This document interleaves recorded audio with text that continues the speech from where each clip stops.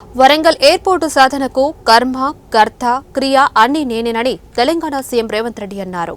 విమానయాన శాఖ మంత్రి రామ్మోహన్ నాయుడుని కలిసి వినతి పత్రం సమర్పించడం, ఎయిర్పోర్టుకు సంబంధించిన స్థల సేకరణకు చర్యలు తీసుకున్న విషయాన్ని ప్రస్తావించారు. 10 ఏళ్లు అధికారంలో ఉన్న బీఆర్ఎస్ ఏమీ చేయలేక ఇప్పుడు రాద్ధాంతం చేస్తున్నారని ధ్వజమెత్తారు. భూసేకరణ చేసి ఎయిర్పోర్ట్కి అప్పచెప్పిందే నేను కదా. వరంగల్కి ఔటర్ రింగ్ రోడ్డు, వరంగల్కి ఎయిర్పోర్ట్ ఇచ్చిందే నేనే, భూమి ఇచ్చిందే నేనే, భూసేకరణను క్లియర్ చేసిందే నేనే. కేంద్ర ప్రభుత్వానికి వెళ్ళి పదే నివేదికలు ఇచ్చి నిపుణులను తీసుకొచ్చి మొత్తం సర్వే చేపించి రిపోర్ట్ సబ్మిట్ చేసిందే నేను. వచ్చినాకనే కదలికి వచ్చింది. చంద్రశేఖరరావు 10 సంవత్సరాలు వరంగల్కి ఎయిర్పోర్ట్ రావాలని, వరంగల్కి ఔటర్ రింగ్ రోడ్డు ఉండాలని, వరంగల్కి అండర్ గ్రౌండ్ డ్రైనేజీ ఏర్పాట్లు చేయాలని ఏది చేయలేదు. కాంగ్రెస్ ప్రభుత్వం వచ్చినాక మేము చేస్తున్న పదే మీరు ఢిల్లీకి ఎందుకు వెళ్తున్నారని అడుగుతుండు కదా హరీష్ కేటీఆర్. ఇందుకోసమే వెళ్తున్నాం. ఇవాళ వచ్చిన అనుమతులని మా ఇప్పుడు రైల్వే కోచ్ ఫ్యాక్టరీ వాళ్ళు సాధించారు. కాచిపేట రైల్వే కోచ్ ఫ్యాక్టరీ నేను వచ్చినాక సాధించిన. నిద్రపోయిన వాళ్ళు 10 ఏళ్ళు. నేనే పోయి పర్సనల్గా రామ్మోహన్ నాయుడుని కలిసి వరంగల్కి ఎయిర్పోర్ట్ అధికారిక కాంగ్రెస్ ఎమ్మెల్సీ తీన్మార్ మల్లన్నను పార్టీ నుంచి సస్పెండ్ చేసింది. కాంగ్రెస్ ప్రభుత్వంలో అన్ని సామాజిక వర్గాలకు న్యాయం చేసే విధంగా తీన్మార్ మల్లన్నకు ఎమ్మెల్సీ ఇచ్చిన బాధ్యతారహితంగా ప్రవర్తించడంతో పార్టీ నుంచి సస్పెండ్ చేస్తూ అధికార కాంగ్రెస్ ప్రభుత్వం ఉత్తర్వులు జారీ చేసింది. పార్టీకి వ్యతిరేకంగా కార్యకలాపాలు నిర్వహించడంతో పార్టీ క్రమశిక్షణ committee chairman Chinna Reddy, party incharge Meenakshi Natarajan, TPCC అధ్యక్షుడు మహేష్ కుమార్ గౌడ్ ఈ విషయంపై స్పందించారు. ఇక ఇదే విషయానికి సంబంధించి మా ప్రతినిధి రాణి మరింత సమాచారం అందిస్తారు.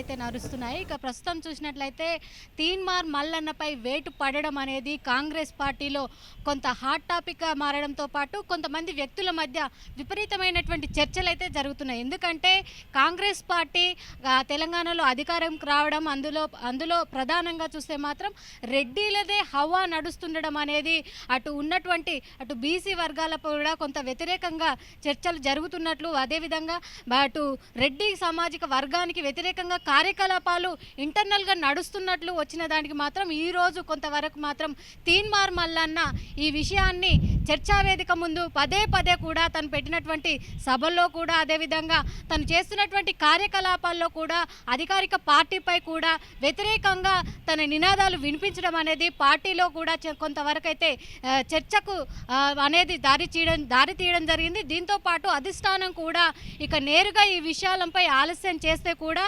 పార్టీకే చాలా వరకు పెద్ద ఎత్తున ప్రమాదం పొంచి ఉండవచ్చు అని చెప్పేసి కూడా ఒక నిర్ణయం అయితే తీసుకోవడం జరిగింది. ఎట్టకేలకు తీన్మార్ మల్లన్నను పార్టీ నుంచి సస్పెండ్ చేస్తూ నిర్ణయం అయితే తీసుకోవడం జరిగింది. దీనికి సంబంధించి ఫిబ్రవరి 5వ తేదీన కూడా తనకు షోకాస్ నోటీసులు ఇవ్వడం జరిగింది. ఫిబ్రవరి 5వ తేదీ నుంచి కూడా ఫిబ్రవరి 12వ తేదీ వరకు కూడా దానికి ఆ అంశాలకు సంబంధించినటువంటి వివరణ ఇవ్వాలి, లేదంటే పార్టీ నుంచి సస్పెండ్ చేస్తామని చెప్పేసి గతంలో చెప్పినప్పటికీ 12వ తేదీ వరకు కూడా ఇప్పుడు ఎటువంటి స్పందన లేకపోవడం, అతని నుంచి ఎటువంటి స్పందన లేకపోవడంతో పార్టీ నుంచి సస్పెండ్ చేస్తూ ఒక నిర్ణయం అయితే తీసుకోవడం జరిగింది. దీనికి సంబంధించి కూడా కొత్తగా ఇన్ఛార్జిగా వచ్చినటువంటి మీనాక్షి నటరాజన్ కూడా వచ్చినటువంటి మర్రాజే తీన్మార్ మల్లన్నపై వేటు వేయడం అనేది ఇటు పార్టీకి సంబంధించి కావచ్చు, అధిష్టానానికి సంబంధించి కావచ్చు కొంత హాట్ టాపికే ఉన్నప్పటికీ కూడా పార్టీలో మాత్రం అటు రెడ్డి సామాజిక వర్గం కావచ్చు, అదేవిధంగా మైనారిటీలకు సంబంధించి కావచ్చు, అదేవిధంగా బీసీ సామాజిక వర్గానికి సంబంధించి కావచ్చు, 3 సామాజిక వర్గాల మధ్య కూడా కొంత పోరు నడుస్తున్నట్లయితే తెలుస్తుంది. అదేవిధంగా టీపీసీసీ అధ్యక్షుడైనటువంటి మహేష్ కుమార్ గౌడ్ కూడా అటు అధిష్టానంలో ఉన్నటువంటి కీలక నేతలు కావచ్చు, సోనియా గాంధీ కావచ్చు, రాహుల్ గాంధీ కావచ్చు, అదేవిధంగా మిగతా మంది కీలక నేతలను కూడా ఈ సమాచారం దాదాపు కొన్ని నెలల ముందే ఇంటర్నల్గా జరుగుతున్నటువంటి వ్యవహారాలను మొత్తం కూడా అందవేయడం జరిగింది. వాళ్ళు కూడా దాదాపు ఒక 2 నుంచి 3 నెలలు కూడా సమయం తీసుకున్నప్పటికీ కూడా, ఎందుకంటే తీన్మార్ మల్లన్న కాంగ్రెస్ పార్టీలో చేరితే అన్ని సామాజిక వర్గాలను కూడా మనం ఐక్యం చేసిన వాళ్ళం అవుతామని చెప్పేసి ఇటు రాష్ట్ర స్థాయి నేతల నుంచి అదేవిధంగా అధిష్టానం నేతల వరకు కూడా కొంత సముచిత నిర్ణయానికి వచ్చి తీన్మార్ మల్లన్నను పార్టీలోకి ఆహ్వానించిన వెంటనే కూడా మా బీసీ సామాజిక వర్గానికి న్యాయం జరగాలి, అన్నిటిలో సంబంధించినటువంటి ప్రధానంగా చూస్తే ప్రభుత్వం అందించేటువంటి ఏదైతే పథకాలలో కూడా బీసీ బీసీలకు సమాన న్యాయం జరగాలని చెప్పేసి పోరు చేస్తూనే తనకున్నటువంటి సొంత నిర్ణయాలను కూడా పార్టీ పైన రుద్దడం, పార్టీని మరింత బహిర్గతం చేస్తూ అంటే పార్టీ అంశాలను అదేవిధంగా పార్టీలో ఉన్నటువంటి కొన్ని లోతుపాట్లను కూడా బహిర్గతం చేస్తూ పార్టీ పైన పూర్తిగా వ్యతిరేకత తీసుకురావడంతోనే తనపై ఇలాంటి నిర్ణయం తీసుకున్నామని చెప్పేసి, అదేవిధంగా భవిష్యత్తులో కూడా ఇలాంటి ఎవరైనా పార్టీకి వ్యతిరేకంగా కావచ్చు, అదేవిధంగా పార్టీకి సంబంధించిన ఇంటర్నల్ అంశాలను కూడా బహిర్గతం చేస్తే వచ్చినటువంటి ఎలాంటి కీలక నాయకులకు కూడా ఇలాంటి పరిస్థితే ఉంటుంది అని చెప్పేసి కూడా టీపీసీసీ అధ్యక్షుడు మహేష్ కుమార్ గౌడ్ అయితే చెప్పడం జరిగింది.